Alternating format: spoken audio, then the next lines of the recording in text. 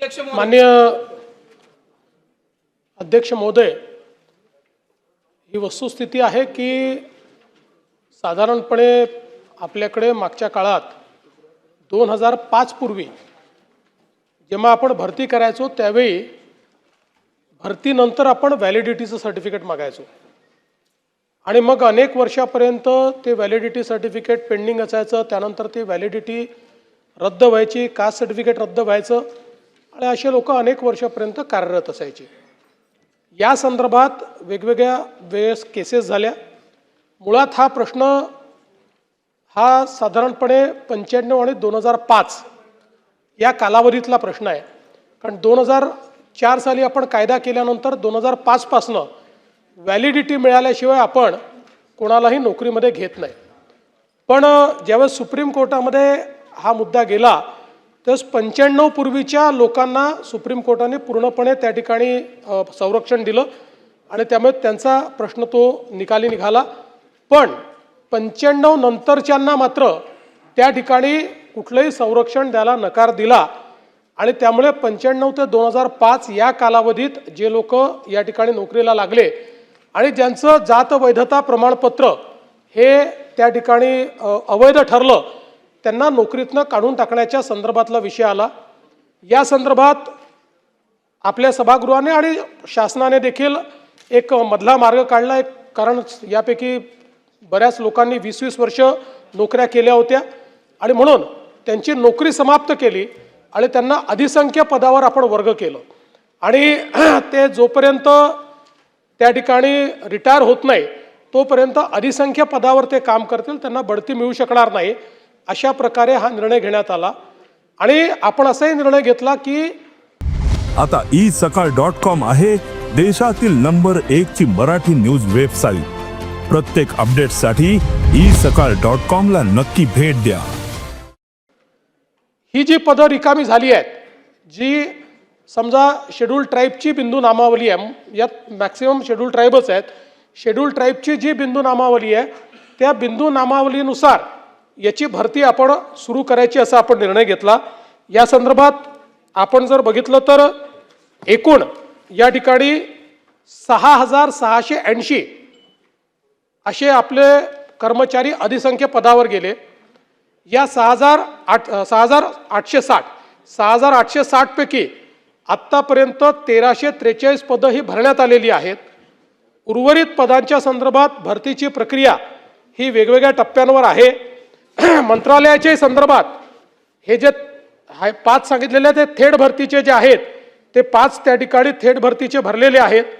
उर्वरित काही प्रमोशननी ज्या ठिकाणी येतात ते बिंदू नामावलीच्या संदर्भात काम करण्यात आलेलं आहे आणि काही थेट भरतीचे जे आता प्रलंबित आहेत त्याची भरती प्रक्रिया सुरू झालेली आहे.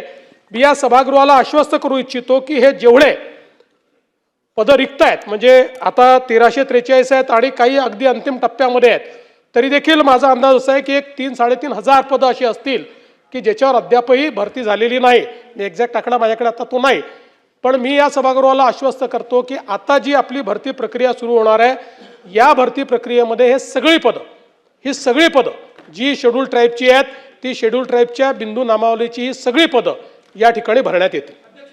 नितीन राऊत. अध्यक्ष महोदय, या ठिकाणी लक्षवेधी जी आहे ती आदिवासींच्या प्रश्नांसंबंधीची आहे आणि जी वस्तुस्थिती आदरणीय आमदार माझे सहकारी भीमराव केराम यांनी मांडली त्यामध्ये राज्य शासनाने जे उत्तर दिलं निश्चितच गोलगोल आहे. अध्यक्ष महोदय, मी सभागृहाच्या नजरेस आणि खास करून मुख्यमंत्र्यांच्या नजरेस ही बाब आणून देऊ इच्छितो आपल्या माध्यमातून की भारतीय संविधानाने आदिवासी समाजाला 7% आरक्षण दिलं आणि या 7% आरक्षणापैकी गेल्या 4 दशकात केवळ 3% आरक्षणाचा लाभ आदिवासी समाजाला मिळालेला आहे आणि 4% आरक्षण जे त्या ठिकाणी गेलं ते आता माननीय मुख्यमंत्र्यांनी कबूल केलं की मागच्या 2005 पूर्वी काय घडलं ते बिगर आदिवासींनी ते लुटलेलं होतं. अध्यक्ष महोदय, राज्य शासनाच्या विविध विभागात अनुसूचित जमातीची 1,55,696 पदे राखीव आहेत. यापैकी 1,09,000 पदे भरली आहेत. अद्यापही शासनाच्या विविध विभागात अनुसूचित जमातीची 55,687 पदे रिक्त आहेत. अध्यक्ष महोदय, महायुती सरकारने सरकारच्या विविध विभागामध्ये रिक्त जागांसाठी पदभरतीची थाटामाटात मोठी घोषणा केली. या ठिकाणी माननीय मुख्यमंत्री महोदयांनी सांगितलंही की वारंवार आम्ही ती थेट प्रक्रिया या ठिकाणी सुरू ठेवलेली आहे. परंतु आज जी वस्तुस्थिती आहे त्यामध्ये असं दिसून येते की खाजगी कंपन्यामध्ये खास करून नोकर भरतीसाठी एक प्रकारे राज्य सरकारनं पैसा खर्च केला, परंतु मुळामध्ये नोकऱ्याच मिळालेल्या नाहीत. या ठिकाणी राज्यातील शासकीय, निमशासकीय आणि स्थानिक स्वराज्य संस्थांच्या आस्थापनावरील अनुसूचित जमातीसाठी राखीव असलेली तब्बल 12,520 पदे ही खोट्या आदिवासी जाती प्रमाणपत्राच्या आधारे गैर आदिवासींना देण्यात आली, परंतु त्याबद्दलचं अजूनही निर्णय काही झालेला नाही. या ठिकाणी राज्य शासनानं एक मध्यम मार्ग काढला होता की त्यांना तिथं ठेवायचं, पुढं प्रमोशन द्यायचं नाही, परंतु ते स्थानिक स्वराज्य संस्थांमध्ये लागू झालेलं नाही. ही सुद्धा वस्तुस्थिती या ठिकाणी मी मांडू इच्छितो. अध्यक्ष महोदय, या ठिकाणी आज जर आपण विचार केला तर सार्वजनिक बांधकाम विभाग या ठिकाणी आपण फक्त सामान्य प्रशासन विभागाचा किंवा मंत्रालयाचा विचार या ठिकाणी करतो आहोत, परंतु आपल्याच सरकारमध्ये सार्वजनिक बांधकाम विभाग आहे. त्यामध्ये जी आदिवासींची पदं आहेत ती 29 पदं तर गायबच आहेत अद्याप. हे माझ्याकडे वृत्तपत्राचं कात्र नाही मुख्यमंत्री महोदय, मी आपल्याला पाठवेल. तर या ठिकाणी या विभागामध्ये अ ते ड संवर्गात एकूण पदे 14,181 आहेत. यापैकी अनुसूचित जमातीसाठी 1,060 पदे राखीव आहेत. अनुसूचित जमातीची भरलेली पदे ही 858 आहेत. 202 पदांचा पूर्वीचा अनुशेष अजूनही शिल्लक आहे. अध्यक्ष महोदय, आणि अशा या परिस्थितीमध्ये मी माझे 3 प्रश्न या ठिकाणी थेट मी विचारू इच्छितो की पहिला प्रश्न, बिगर आदिवासींनी बनावट जात प्रमाणपत्राच्या आधारे खऱ्या आदिवासींच्या नेमक्या किती जागा बळकावल्या याची वस्तुनिष्ठ माहिती राज्य सरकार देणार आहे का? हा पहिला प्रश्न. सार्वजनिक बांधकाम विभागातून अनुसूचित जमातीसाठी राखीव असलेली तब्बल 29 पदे गायब असल्याची धक्कादायक बाब ही जी पुढे आलेली आहे त्याबद्दल राज्य सरकार चौकशी करणार का आणि आदिवासी समाजाला न्याय देणार आहे का? हा दुसरा प्रश्न. तिसरा प्रश्न, राज्य शासनाच्या विविध विभागात अनुसूचित जमातीची 55,687 पदे आता या ठिकाणी रिक्त आहेत. त्या पदाची भरती प्रक्रिया करत असताना त्यासंबंधी विशेष भरती मोहीम राबविण्यात येणार आहे का आणि ती कधीपासून राबविण्यात येणार याचा माझा प्रश्न आहे. अध्यक्ष महोदय, धन्यवाद. माननीय अध्यक्ष महोदय, पहिल्यांदा तर माननीय नितीन राऊत साहेबांच्याही मी लक्षात आणून देतो की राज्य सरकारने गेल्या काळामध्ये म्हणजे ज्यावेळी माननीय शिंदेसाहेब मुख्यमंत्री होते त्यावेळेस आम्ही घोषणा केली होती 75,000 पदभरती करण्याची. मला सांगताना आनंद वाटतो की आम्ही 1 लाखपेक्षा जास्त पदांची भरती केलेली आहे. 1 लाखपेक्षा जास्त. त्यामुळे हे सरकार पदभरतीच्या संदर्भात कुठेही त्या ठिकाणी मागे पुढे पाहत नाही. मुळामध्ये आपण 3 प्रश्न या ठिकाणी उपस्थित केलेले आहेत. तर मी आपल्याला सांगू इच्छितो की आजच्या परिस्थितीमध्ये जी काही या ठिकाणी आदिवासी समाजाकरता राखीव असलेल्या पदांवर गैर आदिवासी किंवा ज्यांच्याकडे वैधता प्रमाणपत्र नाही असे कार्यरत असलेले जे लोक आहेत त्यांची संख्या 6,860 आहे. पण या 6,860ला आता आपण अधिसंख्य पदांवर नेमलेलं आहे आणि आदिवासींचं पद मोकळं केलेलं आहे. अधिसंख्य म्हणजे म्हणजे जी पद नसतं, एक मिरर पद तयार करतो आपण आणि ते त्या व्यक्तीचं कार्यकाळ संपल्यावर ते पद संपतं. त्यामुळे ते अधिसंख्य पदांवर त्यांना नेलं. ओरिजिनल पद हे आपण मोकळं केलं. या मोकळ्या केलेल्या 6,860 पैकी 1,343 एवढी पदं आदिवासीतनं भरली गेली. उर्वरित पदं भरण्याची वेगवेगळ्या स्टेजेसवर त्या ठिकाणी कारवाई चाललेली आहे. आपण जो दुसरा प्रश्न या ठिकाणी विचारला सार्वजनिक बांधकाम विभागाचा, त्या संदर्भात निश्चितपणे माहिती घेण्यात येईल आणि अशा प्रकारे कुठेही पदं गायब झाली असली तर पोलिसांचा वापर न करता GAD विभागातूनच ती शोधून काढण्यात येतील आणि ती पदं ही निश्चितपणे भरण्यात येतील.